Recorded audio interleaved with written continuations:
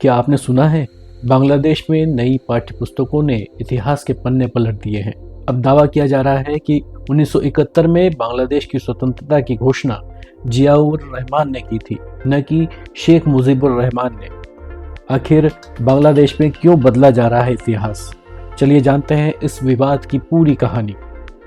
बांग्लादेश की 2025 की नई पाठ्य पुस्तकों में अब यह कहा जा रहा है कि 26 मार्च 1971 को जियाउर रहमान ने स्वतंत्रता की घोषणा की थी, जबकि पहले यह श्रेय शेख मुजीबुर रहमान को दिया जाता था, जिन्हें राष्ट्रपिता माना जाता है।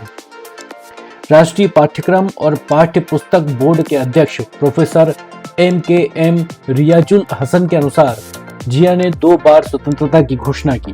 पहली बार 26 मार्च को और दूसरी बार 27 मार्च को शेख मुजीब की ओर से। इस बारे में इतिहासकार रकाल राहा, जो इस संशोधन में शामिल थे, उनका कहना है कि नई पाठ्य पुस्तकों का उद्देश्य अतिरंजित और आरोपित इतिहास को हटाना है। उनका दावा है कि मुजीब के जेल में रहते हुए स्वतंत्रता की घोषणा करने का कोई ठोस प्रमाण नहीं है। अवामी लीग और उनके समर्थक अब इस बदलाव का कड़ा विरोध कर रहे हैं। उनका कहना है कि जियाउर रहमान ने सिर्फ शेख मुजीब के निर्देश पर घोषणा पढ़ी थी। पाठ्य पुस्तकों में ऐसे बदलाव कोई नई बात नहीं है। हर सरकार अपने हिसाब से इतिहास को बदलने का पूरा प्रयास करती है, लेकिन शेख हसीना के अगस्त 2024 में सत्ता से बाहर होने के बाद ये बदलाव काफी तेजी से हुए हैं। इसके साथ ही शेख मुजीब की तस्वीरें करेंसी नोट से हटा दी गई, उनके स्मारकों को निशाना बनाया जा रहा है और 15 अगस्त का राष्ट्रीय अवकाश भी रद्द कर दिया गया है। इन बदलावों ने बांग्लादेश में एक बहस छेड़ दी है। कुछ लोग इसे इतिहास का सही पक्ष प्रस्तुत करने का प्रयास मानते हैं, जबकि अन्य इसे इतिहास से छेड़छाड़ और शेख मुजीब के योगदान को मिटाने की कोशिश मानते हैं। देश के कई हिस्सों में प्रदर्शन हो रहे हैं।